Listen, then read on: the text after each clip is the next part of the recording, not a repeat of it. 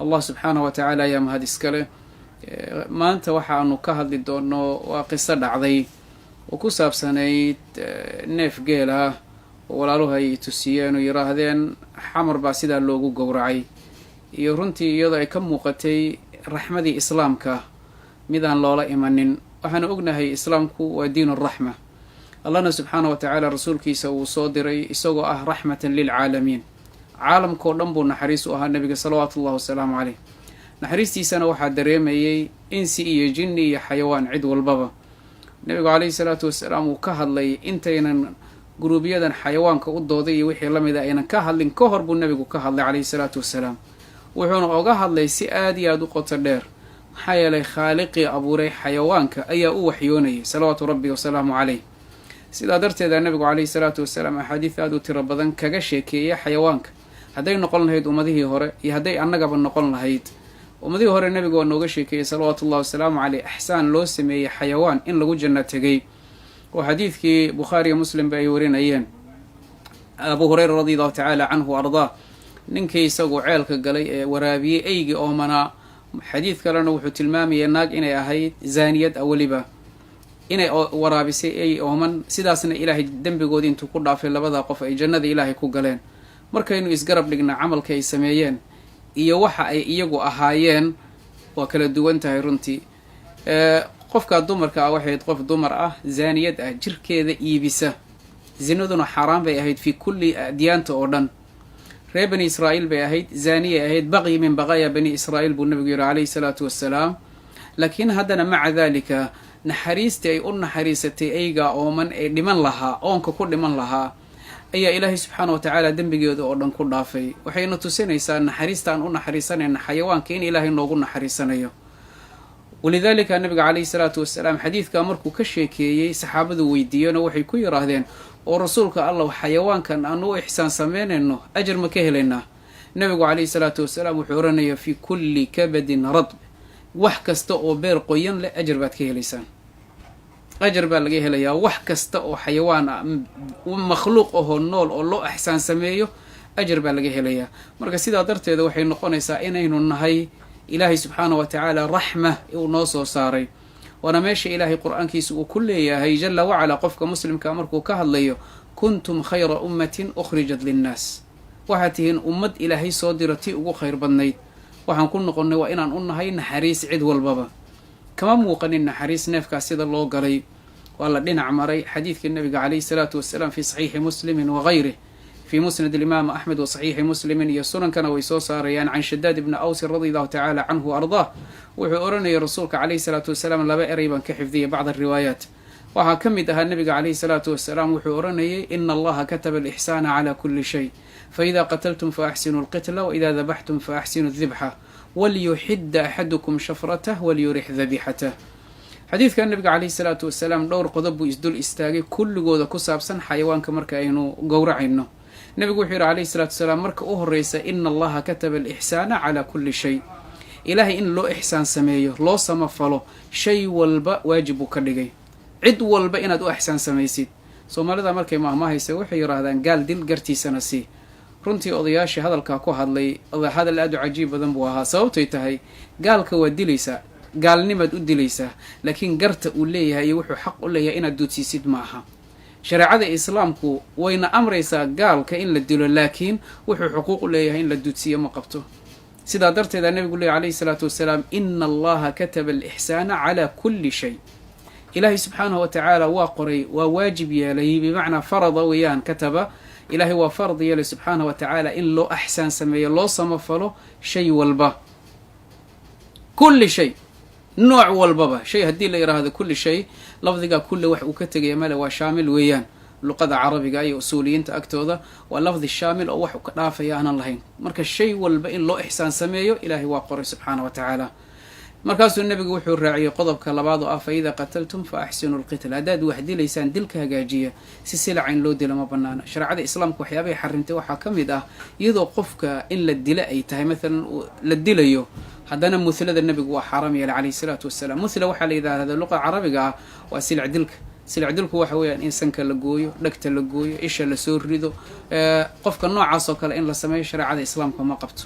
haddii la dilayo qofka mar in nafta la dhaafiyo haddii maalan qofku qof buu dilay shareecada islaamka waa naqaanaa qofku qof buu dilay waa la dilayaa laakiin loo dili maaya si silaca abadan fa idaa qataltum fa axsinu lqitla qitliga waa in la wanaajiyo oo dilku wanaag ma leeyaha haa iyadoo geeri ay tahay bay kala raaxo badanta maxaa yeelay qofka isagoo nool marka dheg la gooyo haddana gacan la gooyo haddana gacantii kale la gooyo sanka la gooyo indhaha lasoo rido carabka la gooyo maxaad u malaynaysaa isagoo nool buu dhintay qofka isaga ah ma bannaana nooca in sidaa wax loo cadaaba ma bannaana in qofkii oo nool dab lagu rida ma bannaana shareecada islaamku waa diiday waxyaabaha noocaas oo kale ah in xataa xayawaanka in lagu rido dab iyagoo nool ma bannaana shareecada islaamka maxaa yeelay idaa qataltum fa axsinu lqitla markaasuu nabiga noo raaciyay xayawaankii markaan gowracanayno wa idaa dabaxtum fa axsinu dibxa haddaad xayawaankii gowracanaysaanna dibxadii iyo gowracii hagaajiya buu nabigu yidhi salawaatu ullahi wasalaamu caleyh oo see loo hagaajinayaa gowrac ma kala wanaagsan yahay haa qofka inuu soo qaato kow midi saawir ah oo aan waxba goynaynin ma aha labo neefka inaad mididii la hor orodid ma aha maxaa yeele xadiid cabdullaahi bni cumar ayaa nabiga ku sheegay salawaatu ullahi wasalaamu caleyh waa xadiid saxiix ah sheekh naasir waa saxiix yeelayaa fi saxiixi jaamici sagiirka islamarkaana silsilat alaxaadiid saxiixa wuu kaga hadlayay nabigu caleyhi salaatu wasalaam xadiidka arar buu ka hormariyey oo wuxuu la yiri nabiga salawaatu ullahi wasalaamu caleyh markuu ka hadlayay arrintan cabdullahi bni cumar baa soo hadlay oo wuxuu odhanayay nabigu caleyhi salaatu wasalaam wuxuu yidhi ilaahay subxaanahu wa tacaala wuxuuna amray in la hagaajiyo mididii wax lagu gowracayo la soofeeyo la hagaajiyo isla markaana wa an tawaara cani ilbahaa'im in aad ka qarsatid xayawaanka aad qalayso ka waran adiga oo lagu dilayo xabadii noqo hortaada qofkii uu ku cabaysanayo iyo adigoon arkayna xabadda inay kugu dhacdo ay ku disho labadooda kee naxdin badan macnaa marka hore haddii aad aragto qofkii oo midi wata oo kule waa kugu dilayaa ama qorigii wata oo le waa kugu dilayaa waa ka naxdin badanta xitaa hadduunan ku dilin waxaa laga yaabaa qofka muddo inuusan hadlinba naxdin darteeda waa kula mid naf baa ilaahay geliye inaad midi la hor orodo shareecada ma qabto wa an yatawaara cani ilbahaa'im waa inuu iska qariya buu nabigu yidhi calayhi salaatu wasalaam cani ilbahaa'im kadibna wuxuu noo raaciyey nabiga calayhi salaatu wasalaam idaa dabaxa axadukum falyujahiz qofkiin hadduu wax gowracayo ha isa soo diyaariyo soo soofayso mididaada waxaaga soo hagaajiso midida markaad soo soofaysatid oo ay mid xiirayso oo mar keliya kala goynaysa tahay isla markaana nabigu wuxuu yidhi calayhi salaatu wasalaam qofkii inuu yimaado xayawaankii xirxiro si fiican u dhuujiyo xayawaankii indhaha laga qabto markaana la gowraco isagoonan arkaynin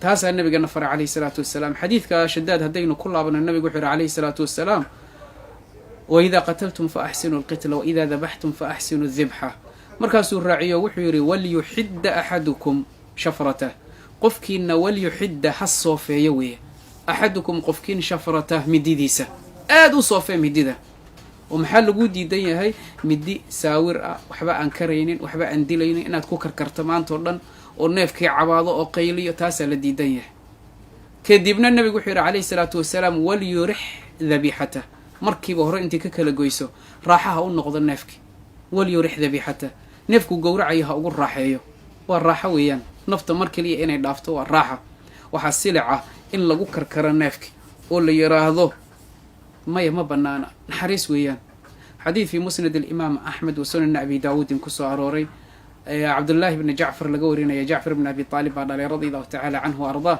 ayaa nabiga ka sheekeeyey salawaatu ullahi wasalaamu caleyh kaana raxma nabiga salawaatu ullahi wasalaamu caleyh maalin maalmaha ka mid a ayuu wuxuu soo galay beer reer nin ansaareed uu lahaa markaasuu nabiga caleyhi salaatu wasalaam wuxuu arkay neef geel ah oo boggiisii iyo dhabarkiisii isku dhegeen markaasuu nabigu wuxuu yidhi calayhi salaatu wasalaam man rabu hada aljabal ibil geelkan ama neefkan geela ayaa iska lahaa awrkan yaa lahaa markaasaa nin dhalinyara yidhi anigaa iskale rasuulka alla rasuulku wuxuu yidhi calayhi salaatu wasalaam ilaah oga cabsada xayawaankan haddii aad dhaqanaysaan iyadoo wanaagsan dhaqda haddaad cunaysaan iyadoo wanaagsan cuna ma banaana in la silciyo nabiga waa noo diiday salawaatu ullahi wasalaamu caleyh xadiidka xadiid la mida jiro beer nin ansaareed nabigu calayhi salaatu wasalaam isagoo maraya meel ay yidhaahdeen saxaabadu neef oynaya oo qaylinaya oo geel a neef rati a baa naga hor yimid ilaa aanu ka bacabsanay inuu nabiga qaniinay salawaatu ullahi wasalaamu caleyh hadduu nabiga u yimid salawaatu ullahi wasalaamu caleyh nabigu calayhi salaatu wasalaam madaxuu u salaaxay waa aamusiiyey nabigu wuxuu yidhi yaa iskale neefkan isaga waa kaa cabaadaya ninkii reer ansaareed aniga iskale markuu yidhi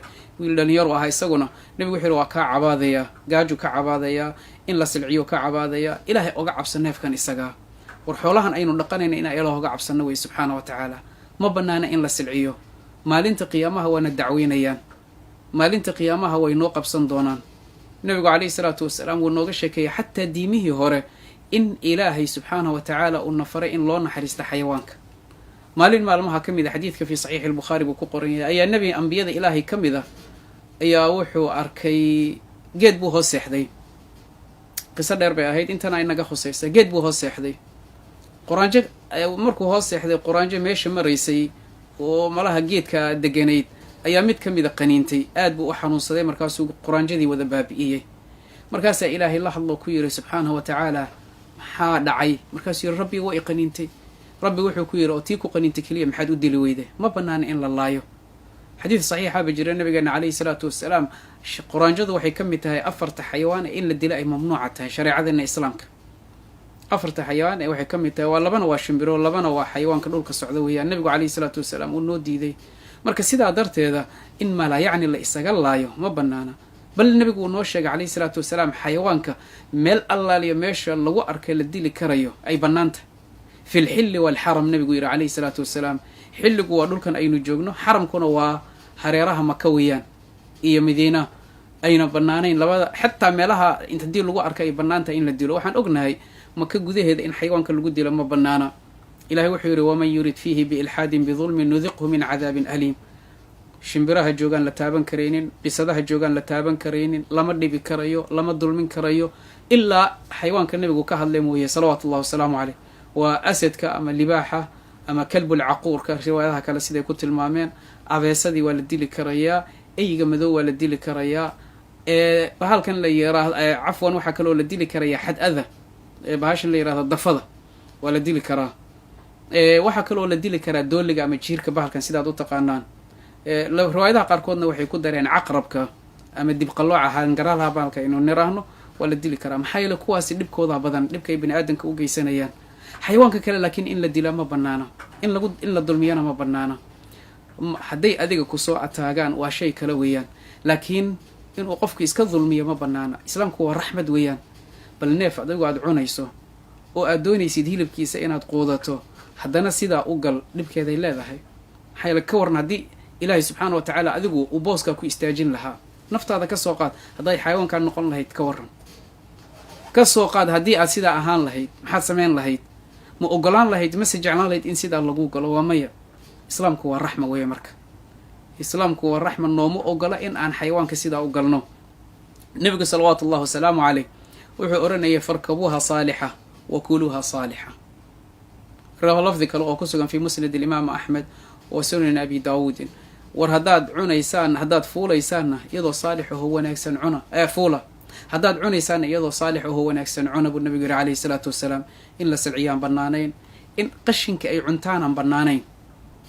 maxaa yeelay jalaala la yidhahdaa shareecada islaamku. nabigu calayhi salaatu wasalaam waa noo diiday inaan cunno, inaan cabno caanaheedana waa noo diiday jalaalada.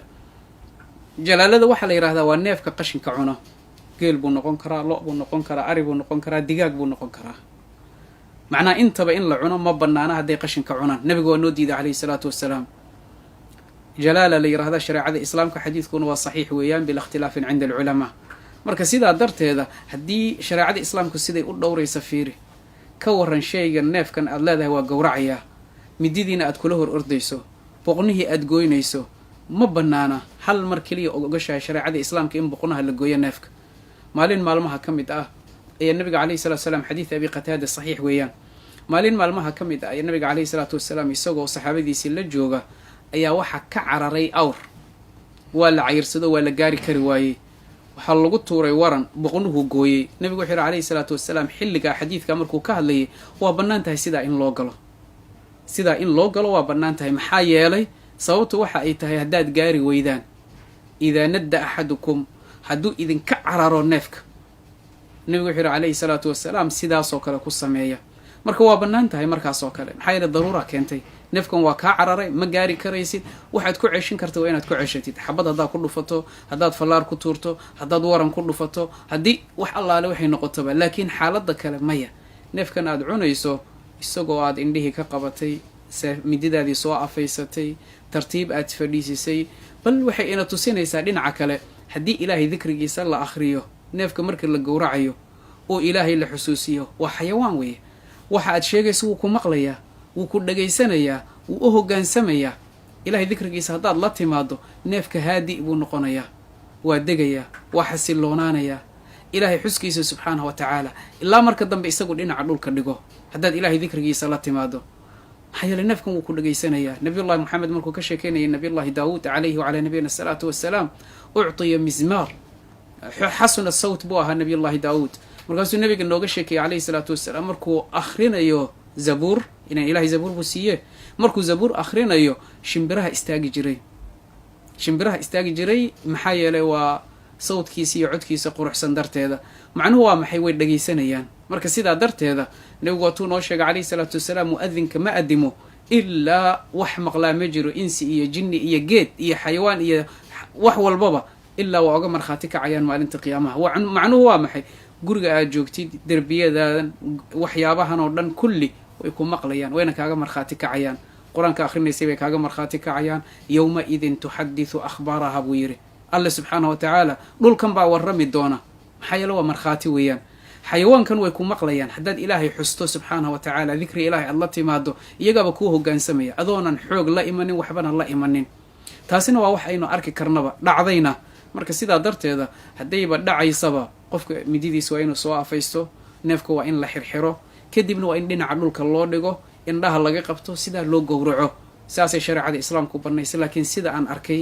mamnuuc weeye waana xaaraam insaaniyaddana kuma bannaana shareecada islaamka kuma bannaana caqliga saliimka ah kuma bannaana meel ay ku bannaan tahay ma laha waa xaaraam weeyaan waxa noocaas oo kale ah bal hilibka noocaas oo kale oo la cuno maxaa ka dhalan kara waa mas'alo kale weeyaan dhib bay keensanaysaa maxaa yeele xayawaankan diyaar uma ahayn in la gowraco waa la silciyey waa la rafaadiyey hilibkiisa hadduuna sun kugu noqonin baad nasiib leedahay marka ilahay waxaan ka baryaynaa subxaana wa tacaala diinteenna raxmada ah diinteenna islaamka ee raxmada ah ee nebiga naxariista badan ee ummaddu ay raxmad leedahay kulli naxariis weeyaan ummaddu waa ummatu raxma nebigu waa nebiy raxma diintu waa diinu raxma rabbigeennana waa raxiim qofkii ka dhex baxa allaha raxmaanka uma naxariisanayo rasuulkana wuxuu oranayay salawaatu ullahi wasalaamu caleyh irxamuu man fi lardi yarxamkum man fi samaa inta dhulka joogta u naxariista rabbiga samada ahaaday baa idiin naxariisanaya ilahay waxaanu ka baryaynaa subxaana wa tacaala naxariistiisa waasica ah wasali allahuma waslama calaa nabiyina muxamedi wacala aalihi wasaxbihi ajmaciin wassalaamu calaykum waraxmat ullahi wabarakaatu